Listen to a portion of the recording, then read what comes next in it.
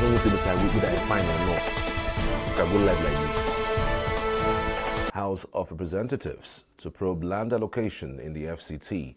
South Africa's ANC meets to decide on preferred partners. U.S. soldier goes on trial in Russia for threatening to kill girlfriend. And in sports, ex-Rangers players visit family of late colleague. Details after the break.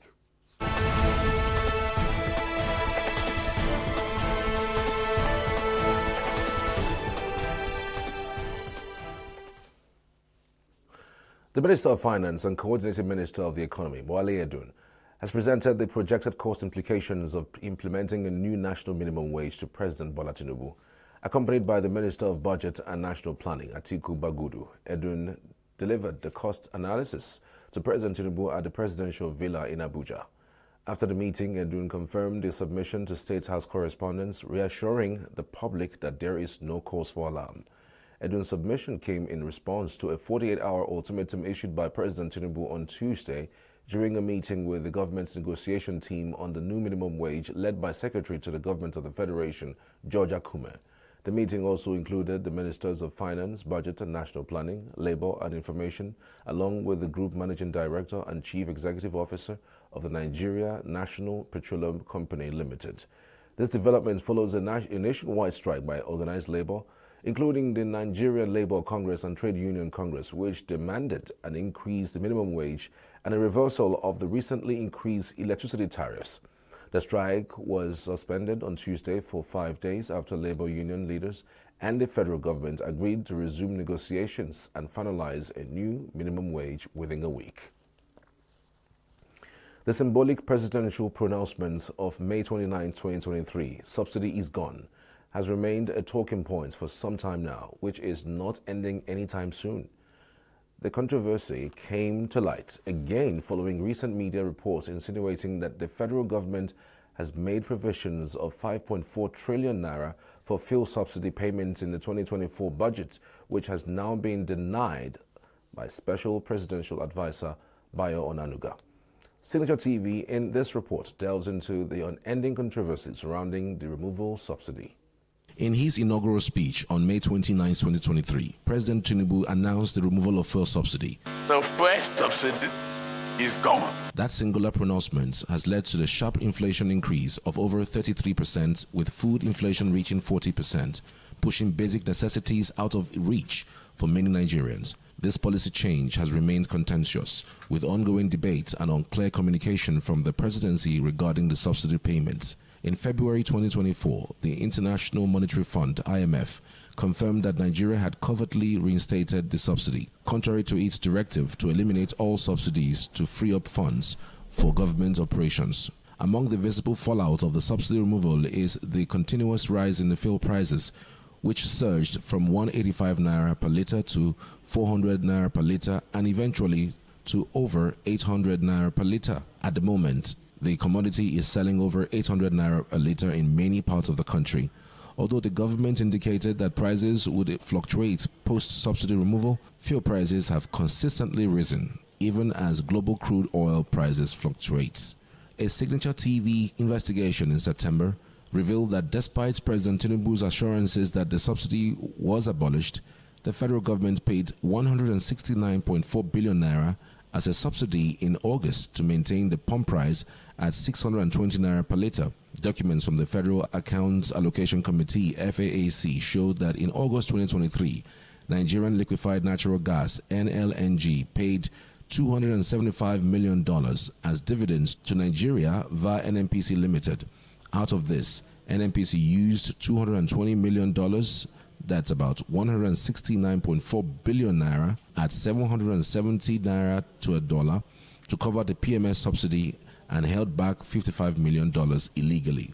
Despite continuous denials from the federal government about reinstating the subsidy, Nigerian Minister of Finance and Coordinating Minister of Economy, Wale Edun, disclosed in a report titled Accelerated Stabilization and Advancement Plan, ASAP, that the fuel subsidy is projected to hit 5.4 trillion naira this year.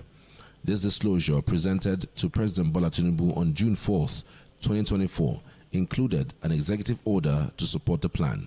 However, the presidency has strongly refuted these claims. In a statement on Thursday, Bayo Onanuga, the Special Advisor on Information and Strategy to the President, dismissed the documents as unofficial and policy proposals still under review, urging the public and media to disregard them. This has fueled further speculation about potential confusion within the presidency regarding the fuel subsidy issue. Chinedum Elekwachi, a public affairs analyst, says the presidents really have no choice over payments of subsidy. The truth of the matter is that I must commend the boldness of the President Tinubu, firstly of saying he wants to remove subsidy. But the situation on ground overwhelmed him. He cannot manage the situation. He must pay that thing he's paying. They must secretly pay that thing they're paying. Because if you don't do that, the challenges in the country will get out of hand. It has already gotten out of hand. It's just few homes that can survive to feed 2 times daily because of our economic situation. And it was orchestrated by the removal of the first subsidy, the floating of the naira, and the president tried to do unification of foreign exchange without knowing that the economy is already depleted. You can see what was happening with the exchange of dollar. You saw we have the sustainability like about 3 weeks ago. And what was happening is that the federal government was paying through our foreign reserve. He also noted that the government, in more ways than one, should be intentional in stimulating the economy through productivity and manufacturing. What I feel we need to do, like I used to say it everywhere, our economy is not a producing economy. And there's no how you can move forward with this kind of economy. We should make this economy a competitive one.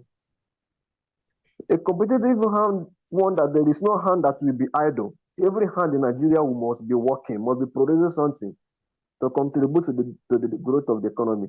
So we must build a competitive economy. That is where it should start. Don't see what the federal government is doing. They're distributing money to people, giving people money, dashing money. Government is not a Father Christmas. You don't give free money to people. If you want to do social empowerment, you must engage those people, train them on skills. After a period of time, you give them funds, monitor them to see that they are utilizing those things. With that, those persons can become employers of labor. They will contribute to the development of the economy. All this money we are spending, throwing around for frivolities, it should be used to build skill acquisition centers, not political skill acquisition centers where you use for political patronage. People in government should be intentional and should be intentional about developing the country. It's when you are intentional, not just coming to amass wealth, that you can meaningfully empower somebody. It just boils down to what I used to say, that it just looks like what we have in Nigeria is transitional leaders, because they don't think for tomorrow. They just think about what they can gain in return. If you are a transformational leader, you think about the future to come, the generation to come. The ongoing debate and unclear communication from the presidency highlights the need for transparency and decisive action to address the economic challenges faced by Nigerians. The public continues to await clarity and effective measures to mitigate the adverse effects of these policy shifts. The House of Representatives on Thursday resolved to investigate the alleged fraudulent allocations of title documents to some real estate developers in the Federal Capital Territory. The resolution of the House followed the adoption of a motion of urgent public importance moved by the member representing Karu, Kefi, Kokona Federal Constituency, Nasarawa State, Jonathan Wefwi.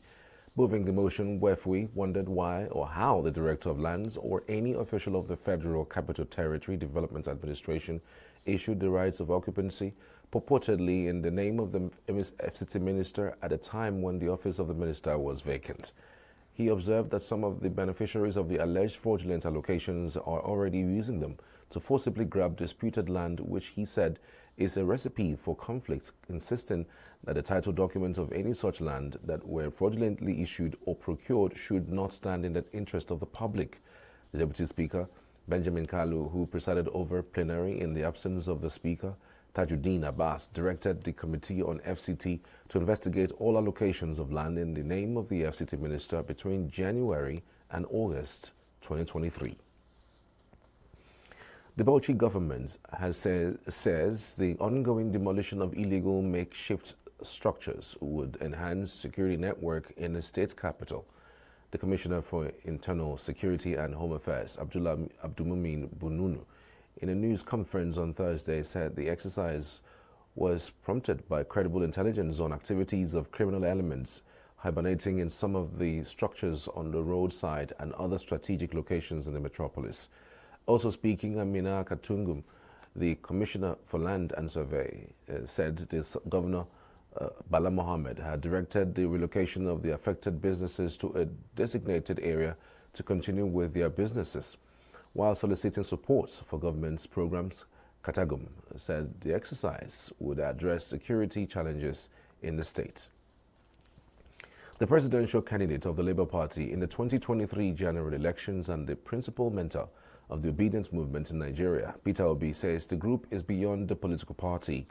According to Obi, the membership of the obedience movement cuts across political parties, sex, tribe, religion, or geopolitical area, saying that the driving force of the body is rescuing and building a new Nigeria that is possible. Writing in his X platform, Obi said the obedience movement is not a directorate in any particular political party, and that no individual or individuals claiming to be leaders of the non-existent directorate are simply not members of the broader obedience movement.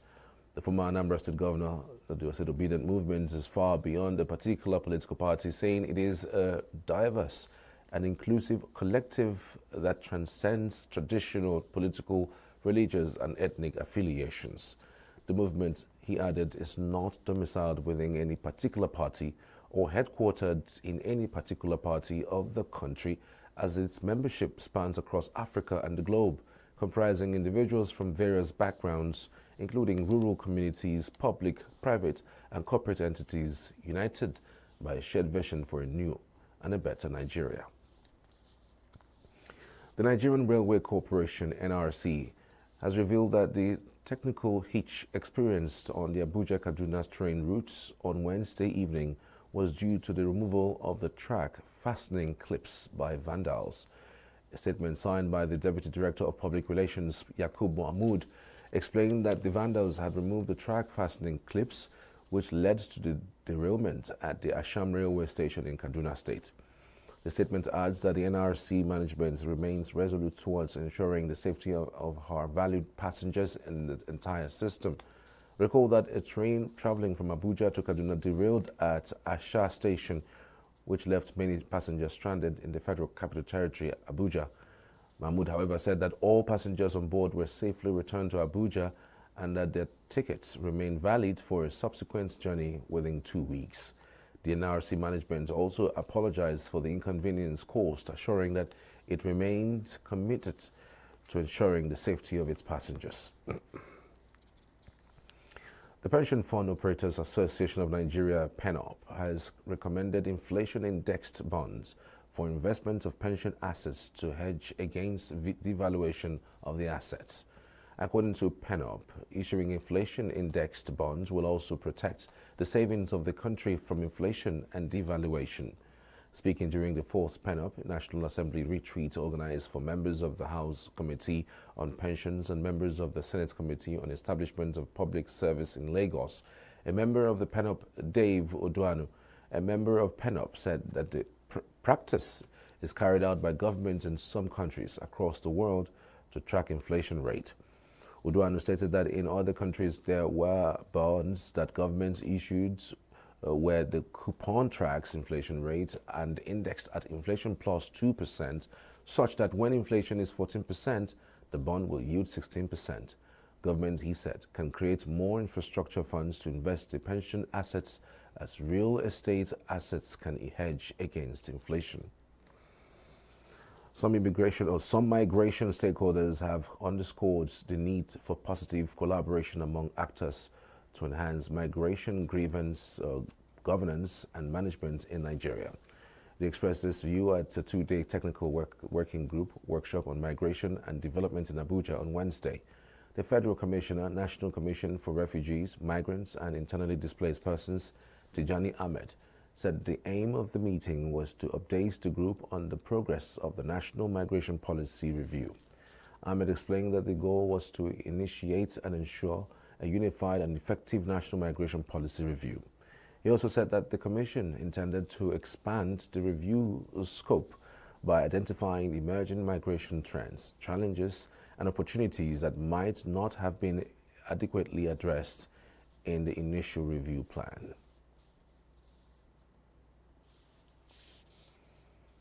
The objective of this technical working group meeting are in fourfold. 1.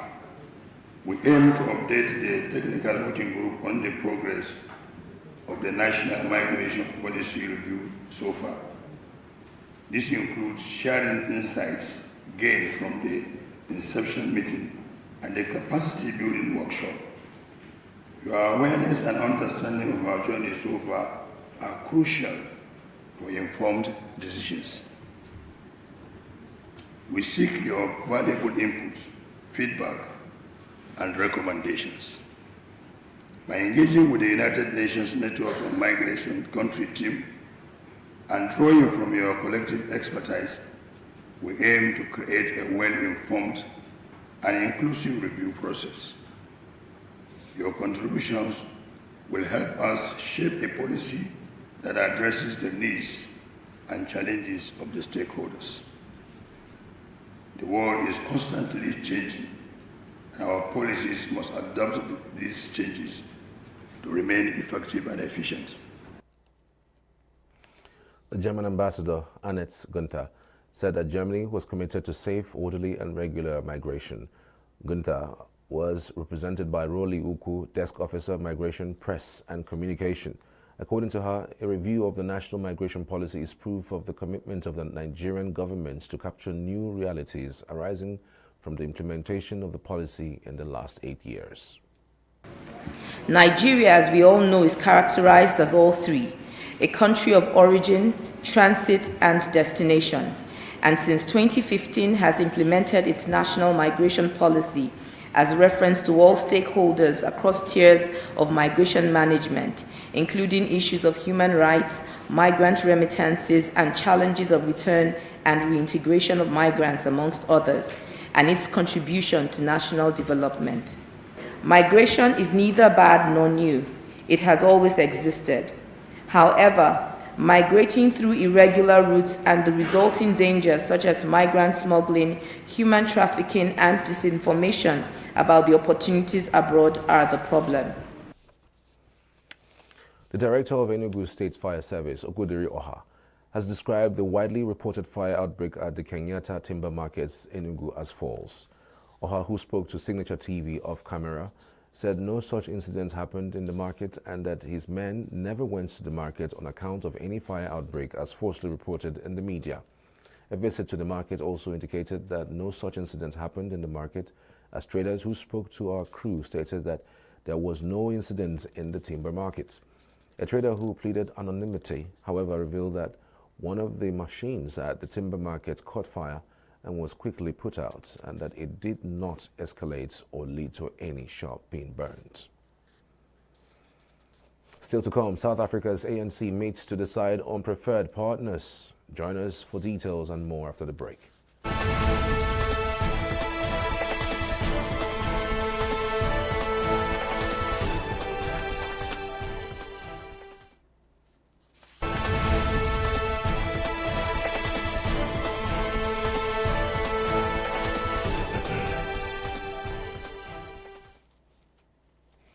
Leaders of the African National Congress, ANC, began talks on Thursday to try to agree on potential partners to form a new South African government after the ANC lost its parliamentary majority for the first time in the democratic era.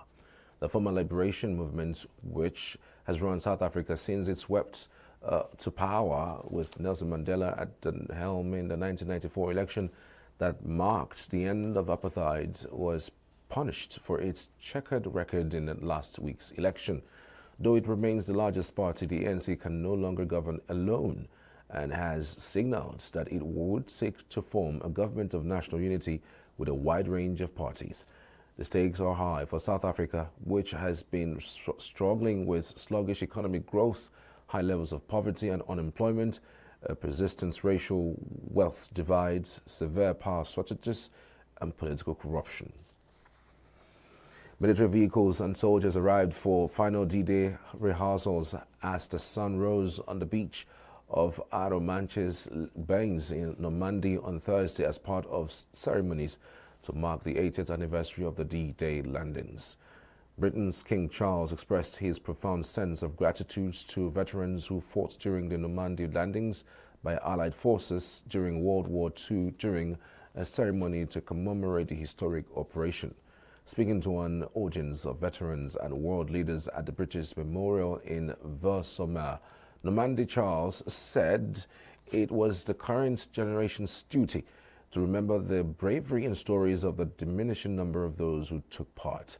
He also spoke of his pride at Britain's permanent memorial close to the beaches that saw history's largest amphibious invasion in which thousands of Allied soldiers died.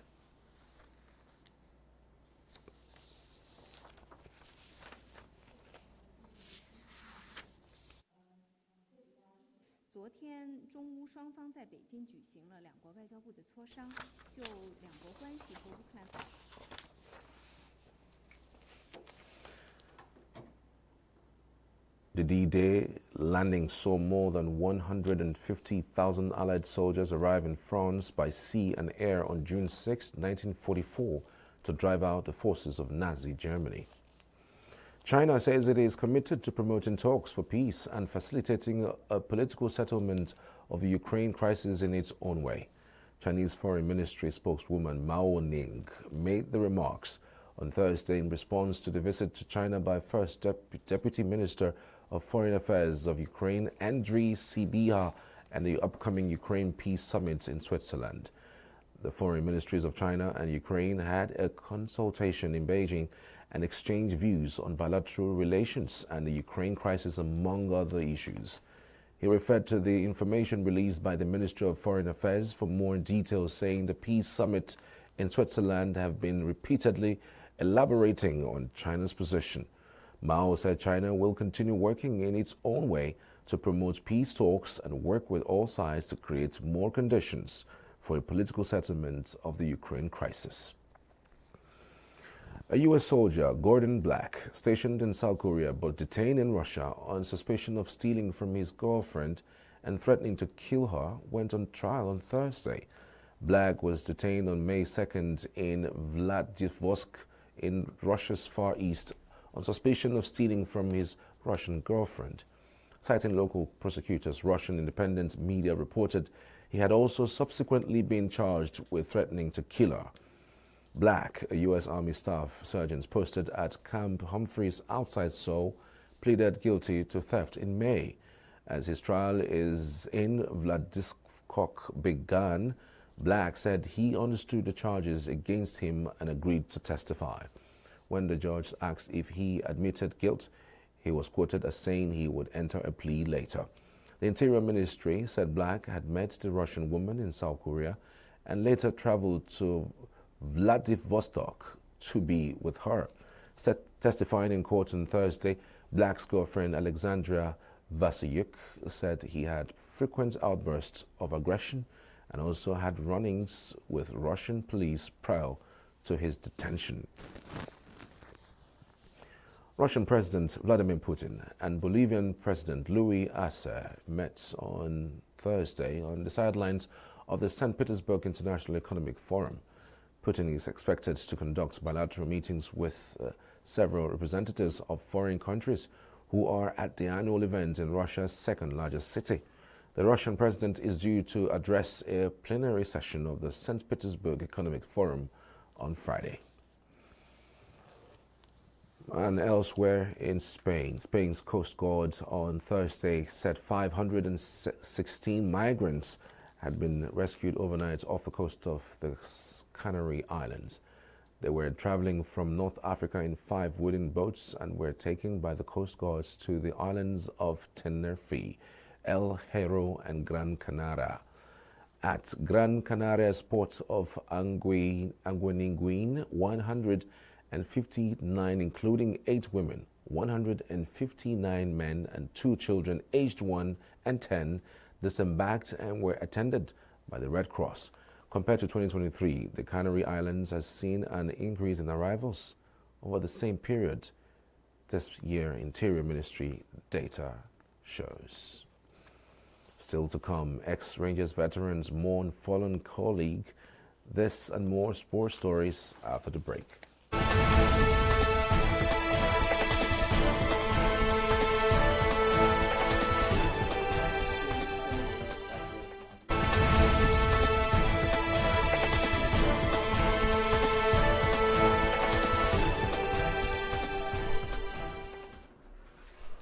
Former Super Eagles captain Christian Chukwu on Thursday led ex-Rangers veterans on a condolence visit to the family of their late colleague Stanley Okoronkwo, who passed on earlier this week.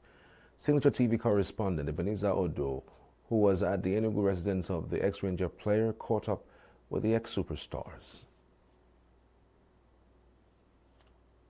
The football legends who accompanied Captain Christian Chukwu on the visit were ex-Rangers veteran goalkeeper Emmanuel Okala and ex-Rangers megastar Dr. Johnny Egbonu.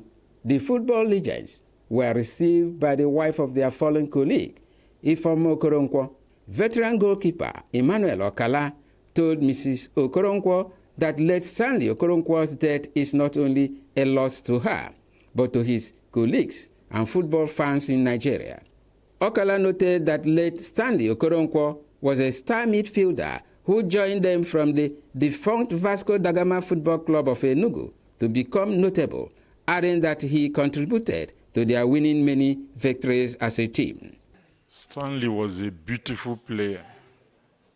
He did remarkable play for Rangers International. Because I really remember Zambia, when we went to Zambia. We were being beaten 3-2. And if we managed to draw the game towards the dying minute, we had a pressure on them, on their area. If we managed to draw the game, we qualify because we already beaten them. We played 1-1 in Nigeria. So those days, away goals counts for double. So he took one ball, dying minute, took it to the flank. Their head of state, Kenneth Kaunda, was in the stadium, and he pulled it out. Fell out of the field. From nowhere, Francis Imo's John Wall did a diving header inside the net. That was the greatest day of his outing I saw in my life. Plus all other ones, all the lotteries we won those days, he was involved. Ex-Rangers veteran and captain of the Super Eagles, Christian Chukwu, described the exit of late Stanley Okoronkwo as a great loss, pointing out that he is yet to recover from the shock. He said that their fallen colleague will be given a befitting burial as governor of Anambra State, Soludo is solidly behind them. It's a long story between me and Stanley, so it's not something I can sit here and start narrating. Others who condoled the family were ex-Rangers veteran Dr. Johnny Egbonu and Ogechukwu Ajuzie, a friend of the family. Encourage her to take it lightly. That is where the world is. We are all very much worried, almost afraid of what happened because there was no long illness involved. And this is our colleague, a very good friend, and a very, very good footballer. We played with him. We know his worth. We have had a very intimate relationship that anytime I come into Enugu, I always make it a point of duty to see him. I saw him last about 3 weeks earlier before his death. And he invited me to his house. He said I must come, that it's been a long time that we met together. I went to his house. We spent the whole day on that particular day, had drinks and ate. Veteran goalkeeper Victor Oko, earlier in an interview with Signature TV News, described late Stanley as a master dribbler who was known for his neatness and quietness. Most of these, our elderly legends, should be looked after. The government should really look inwards to know what to do with the now that are living. What somebody gets when he's living is better than the making noise when he's dead. Whatever you give to them is just for their living. But I'm quite sure if Stanley had more help, he could have lived more than this. Because we know he had issues. He was in hospital for some time, maybe for a week before he died. Chairman, ex-Rangers International Footballers Cooperative, Pastor Augustine Igwokolo, in his tribute, described late Stanley Okoronkwo as a great midfielder the country produced. He spoke more on the need for governments of the Southeast Zone to help ex-Rangers veterans who spent their youthful years to promote the region. It's not really easy. It was a great shock. Not that they told me. That was on a Sunday, on the 2nd of June. I was at the hospital myself to see him, but I never knew he has passed on, only for me to get to that hospital and discover that he's no more. Late Stanley Okoronkwo died this week at the Eastern Nigeria Medical Center, Enugu, after a brief illness. In Enugu, Ebenezer Odo, Signature TV News. Advanced to the semi-final stage in the 2024 President Federation Cup after a 5-4 victory over Sokoto United following a penalty shootout. The match, which was played at the FIFA Goal Project football pitch of the Moshood Abiola International Stadium in Abuja, saw Abia Warriors FC dominate the first half of the game.